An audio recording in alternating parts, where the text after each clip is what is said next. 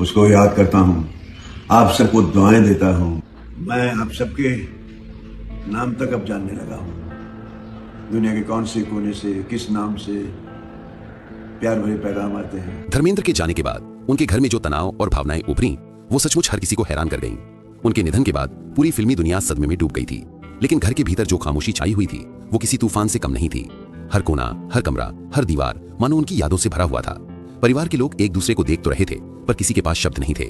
इसी बीच उनके कमरे की अलमारी से एक सील बंद लिफाफा निकला जिस पर साफ साफ लिखा था, मेरी वसीयत, मेरे जाने के बाद खोलना। ये लिफाफा देखते ही सबकी सांसें थम गईं। हवा जैसे अचानक रुक गई। पूरे कमरे में एक गहरी बेचैनी दौड़ गई। ये सिर्फ एक कागज नहीं था, ये एक ऐसे इंसान के आखिरी विचार थे जिसने दो परिवारों के बीच सालों तक संतुलन बनाए रखा था। ये लिफाफा खोलते ही कमरे में मौजूद हर चेहरा जैसे जम सा गया। अंदर लिखे हर शब्द में धर्मेंद्र का प्यार था, उनका डर था, उनका पछतावा था और उनके परिवार को एकजुट रखने की आखिरी कोशिश भी थी। लिफाफा खुला तो सबसे पहला नाम उनकी पहली पत्नी प्रकाश कौर का था। धर्मेंद्र ने साफ लिखा था कि उनकी आधी संपत्ति प्रकाश कौर और उनके चारों बच्चों सनी, बॉबी, अजीता और विजेता को दी जाए। ये पढ़ते ही ऐसा लगा जैसे राहत की एक धीमी हवा कमरे के उस हिस्से में फैल गई जहां प्रकाश कौर के बेटे बेटियां खड़े थे। सालों से एक डर उनके दिल में दबा हुआ था, एक सवाल कि क्या पिता दूसरी शादी के बाद हमें भी बराबरी का हक देंगे। लेकिन धर्मेंद्र ने अपनी लिखावट से उस डर को मिटा दिया। उन्होंने स्वीकार किया कि यही उनका पहला परिवार है और उनका हक सबसे पहले है। इस लाइन ने उस घाव को भरा जिसके दर्द को प्रकाश कौर और उनके बच्चों ने सालों तक सहा था। उन्होंने कभी शिकायत नहीं की, बस चुपचाप जीवन जिया। लेकिन आज पहली बार उन्हें लगा कि उनके धैर्य की पहचान हुई है। लेकिन माहौल की हवा अचानक तब बदल गई जब अगली लाइन पढ़ी गई। धर्मेंद्र ने अपनी बाकी आधी संपत्ति हेमा मालिनी और उनकी दोनों बेटियों ईशा और आहना को देने की बात लिखी थी। ये सुनते ही कमरे में एक अजीब सी खामोशी फैल गई। सारी नजरें हेमा पर टिक गईं। उनकी आंखें भर आईं, होंठ कांपने लगे। हेमा ने कभी धन के लिए कुछ नहीं मांगा था। उन्होंने हमेशा कहा कि उन्हें बस धर्म जी का साथ और सम्मान काफी है। लेकिन आज धर्मेंद्र की इस वसीयत ने उन्हें ऐसा सम्मान दिया जिसे उन्होंने कभी मांगा भी नहीं था। ईशा और आहना तुरंत अपनी मां का हाथ पकड़कर खड़ी हो गईं। उन्होंने अपनी मां के उन अनकहे दर्दों को देखा था जिन्हें शायद ही कोई समझ पाया हो। उन्होंने देखा था कि उनकी मां ने कितनी मर्यादा में रहकर हर रिश्ते को निभाया, कभी किसी के सामने शिकायत नहीं की, कभी कोई हक नहीं मांगा। लेकिन आज उनके पिता ने सबके सामने ये दिखा दिया कि वो अपने दूसरे परिवार को भी उतना ही प्यार करते हैं, उतने ही सम्मान के साथ देखते हैं। सनी देओल की तरफ सबकी नजरें गईं। उनका चेहरा बेहद गंभीर था। सनी हमेशा एक भावुक इंसान रहे हैं। उनमें अपने पिता को लेकर प्यार भी था, गुस्सा भी और दर्द भी। उन्होंने अपनी मां प्रकाश कौर का जीवन देखा था, उनके त्याग को करीब से महसूस किया था। पिता की दूसरी शादी उनके लिए हमेशा एक ऐसा जख्म रही जिसे उन्होंने कभी खुलकर दिखाया नहीं था। लेकिन जब उन्होंने वसीयत में पिता की लिखावट पढ़ी, दोनों घर एक रहें, मेरे जाने के बाद कोई झगड़ा ना हो, तो उनका चेहरा नरम पड़ गया। वे गुस्सा थे, दुखी थे, लेकिन साथ ही पिता की इस आखिरी इच्छा ने उन्हें अंदर से झकझोर दिया था। उन्होंने सिर झुका लिया, मानो एक बेटे ने चुपचाप अपने पिता की बात स्वीकार कर ली हो। ये वो पल था जब रिश्तों की सच्चाई हर आंख में दिखाई दे रही थी, दर्द भी, प्यार भी और जिम्मेदारी भी। इसी दौरान हेमा मालिनी ने अचानक कहा, मुझे कुछ नहीं चाहिए, मेरे पास जो है वो काफी है, मुझे बस धर्मजीवी यादें चाहिए। उनके स्वर में कंपन था। पूरे कमरे में सन्नाटा छा गया। बहुत कम लोग जानते थे कि मजबूत दिखने वाली हेमा का दिल अंदर से कितना कोमल है। जब वे शमशान घाट पर धर्मेंद्र के अंतिम दर्शन के लिए पहुंची, उनकी आंखें लाल थीं, चेहरा पूरी तरह भीगा हुआ था। वो फूट फूट कर नहीं रोईं, लेकिन उनका हर कदम, हर सांस, हर नजर बता रही थी कि उन्होंने अपने जीवन का सबसे बड़ा सहारा खो दिया है। लोगों ने कहा, हेमा के लिए ये वसीयत किसी दौलत से बड़ा सम्मान है। ये एक पति का अपनी पत्नी के लिए आखिरी प्रेम है। इसके बाद परिवार ने धर्मेंद्र की संपत्ति का पूरा विवरण देखा। उनकी कुल संपत्ति करीब 335 से 450 करोड़ रुपए के बीच में थी। लेकिन वास्तव में ये संपत्ति सिर्फ पैसों की नहीं थी। ये उनकी मेहनत का इतिहास थी, उनका संघर्ष था, उनका स्टारडम था, उनकी यादें थीं। जुहू का उनका आलीशान बंगला करोड़ों का था, लेकिन उसकी हर ईंट उनके सफर को बयान करती थी। ये वही घर था जहां रात रात भर फिल्मों की स्क्रिप्ट्स पर चर्चाएं होती थीं, जहां मेहमानों की भीड़ रहती थी, जहां सनी और बॉबी ने अपनी पहली सफलता का जश्न मनाया था। घर की दीवारें आज भी उनकी हंसी से गूंजती हैं। इस घर का भावनात्मक महत्व किसी भी धन से अधिक था। उनके फार्म हाउस की अपनी एक अलग दुनिया थी। वहां उन्होंने आम के पेड़ लगाए थे, खेतों में घूमते थे, मिट्टी को हाथों से छूते थे। वे कहते थे, मैं दिल से किसान हूँ। खेती उनका असली प्यार था और फिल्मी दुनिया उनकी जिम्मेदारी। फार्म हाउस में उन्होंने कई यादें छोड़ी, दोस्तों के साथ शामें, परिवार के साथ पिकनिक और अकेले बिताए गए शांत पल। वहां की सरसराती हवा आज भी मानो उनका नाम पुकारती है। विजेता फिल्म्स, उनका प्रोडक्शन हाउस, उनकी विरासत का अहम हिस्सा था। बेताब, घायल बेताब, धर्मवीर, चाचा भतीजा, ये सभी फिल्में उनके परिवार की मेहनत का परिणाम थीं। ये प्रोडक्शन हाउस सिर्फ एक बिजनेस नहीं, बल्कि उनके सपनों का जहाज था जो वो अपने बच्चों के हाथों में देकर सुरक्षित महसूस करते थे। देश भर में फैली कई प्रॉपर्टीज, लग्जरी कार्स, निवेश, all of it had been carefully planned. लेकिन सबसे विशेष उल्लेख उनके जुहू बंगले को लेकर था। उन्हें डर था कि आगे चलकर इस बंगले को लेकर विवाद हो सकता है, तो उन्होंने लिखा था कि ये घर किसी एक का नहीं होगा, ये घर पूरी फैमिली का है, उन सबका जिन्होंने यहाँ उनके साथ जीवन के सुनहरे पल बिताए थे। ये घर रिश्तों की निशानी है, इसलिए इसे विवाद का कारण नहीं बनने देना।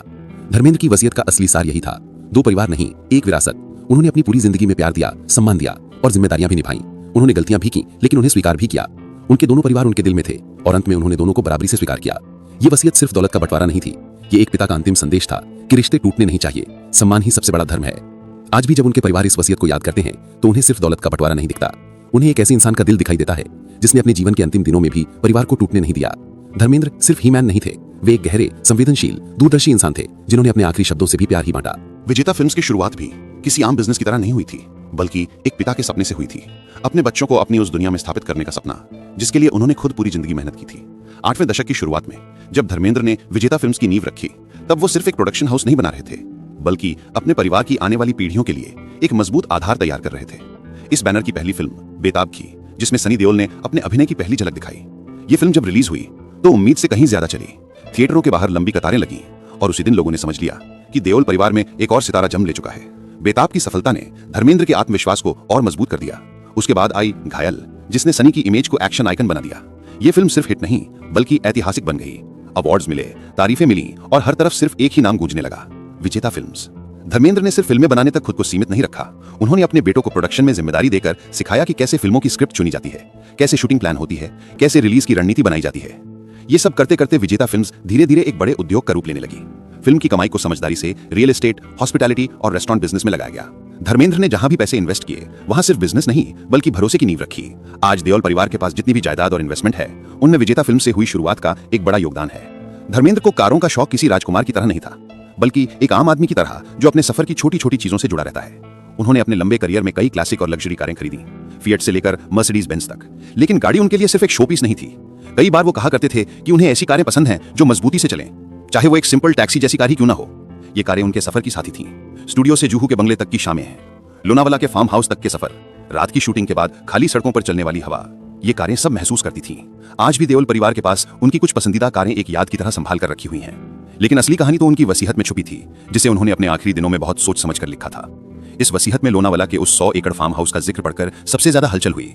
धर्मेंद्र ने साफ लिखा था कि ये पूरा फार्म हाउस प्रकाश कौर और उनके बच्चों का होगा। ये फैसला अचानक नहीं लिया गया था। ये उस इंसान का निर्णय था जिसने अपनी पहली पत्नी प्रकाश कौर के साथ बिताए वर्षों को कभी नहीं भूला था। ये वो घर था जहां सनी और बॉबी ने बचपन बिताया था, जहां धर्मेंद्र ने परिवार के साथ कई त्योहार मनाए थे, जहां उनकी जिंदगी की कई यादें बसती थीं। इसलिए इसे पहली पत्नी और पहले परिवार के नाम कर देना उनके दिल का फैसला था, न इंसाफ का, न राजनीति का, सिर्फ एक गहरा संबंध। इसके बाद बात आई कुल संपत्ति की, जिनमें जुहू का आलीशान बंगला, प्रोडक्शन की कमाई, फिल्मों से आने वाली रॉयल्टी, अलग अलग राज्यों में की गई इन्वेस्टमेंट और उनके नाम से जुड़े बड़े बड़े एसेट्स शामिल थे। धर्मेंद्र ने लिखा कि उनकी कुल संपत्ति का आधा हिस्सा प्रकाश कौर और उनके चारों बच्चों के नाम रहेगा, सनी, बॉबी, अजिता और विजेता। बाकी आधा हिस्सा हेमा मालिनी और उनकी बेटियों ईशा और हाना को जाएगा। ये बात सुनते ही कमरे में सन्नाटा छा गया, क्योंकि ये सिर्फ जायदाद का बंटवारा नहीं था, बल्कि एक ऐसा फैसला था जो दोनों परिवारों की इज्जत को बराबरी से संभालता था।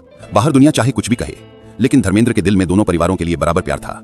सनी और बॉबी ने यह पढ़कर समझा कि उनके पिता ने यह फैसला 2 घर बनाने के लिए नहीं, बल्कि 2 घरों को जोड़कर रखने के लिए लिया था। कई बार सनी के मन में पुरानी बातें ताजा हो जाती वहीं, माँ का दर्द, दूसरी शादी, समाज की बातें। लेकिन उस दिन उन्होंने सिर झुकाकर यह मान लिया कि पापा ने हमेशा जो भी किया वो परिवार को टूटने से बचाने के लिए किया था। उसी तरह हेमा मालिनी की आंखों में आंसू थे। उन्होंने कहा, मुझे सिर्फ धर्म जी की यादें चाहिए, मुझे दौलत से क्या लेना। ईशा और हाना अपनी माँ के गले लगकर रो पड़ी, क्योंकि वो जानती थी कि उनकी माँ ने इस परिवार के लिए कितनी चुप्पी और धैर्य में जीवन बिताया है। आज जब लोग धर्मेंद्र की जिंदगी की बात करते हैं तो उनकी फिल्मों, उनके डायलॉग्स या उनकी हीरोइक इमेज की बात तो जरूर करते हैं, लेकिन इसके साथ साथ उनकी समझदारी और परिवार के लिए किए गए फैसलों की भी चर्चा करते हैं। वो एक गांव के लड़के से सुपरस्टार बने, फिर सुपरस्टार से करोड़ों की संपत्ति के मालिक बने, लेकिन जब वो दुनिया छोड़कर गए तो जिस तरह से अपनी संपत्ति बांटकर गए, वो इस बात का प्रमाण है कि उनके लिए परिवार की इज्जत और एकता सबसे ऊपर थी। उनकी वसीयत सिर्फ कागज नहीं थी, ये उनकी पूरी जिंदगी का सार थी। धर्मेंद्र ने अपने परिवार के लिए जो प्यार, सम्मान और संतुलन छोड़ा है, वो आज भी दुनिया के लिए एक मिसाल है। उन्होंने ये साबित कर दिया कि असली ताकत पैसे में नहीं, बल्कि रिश्तों को संजोने की कला में होती है। उनके चाहने वालों के लिए उनकी वसीयत भी एक सीख बन गई कि इंसान लाखों कमाए, लेकिन आखिर में वही याद रखा जाता है जो उसने दिल से बांटा हो।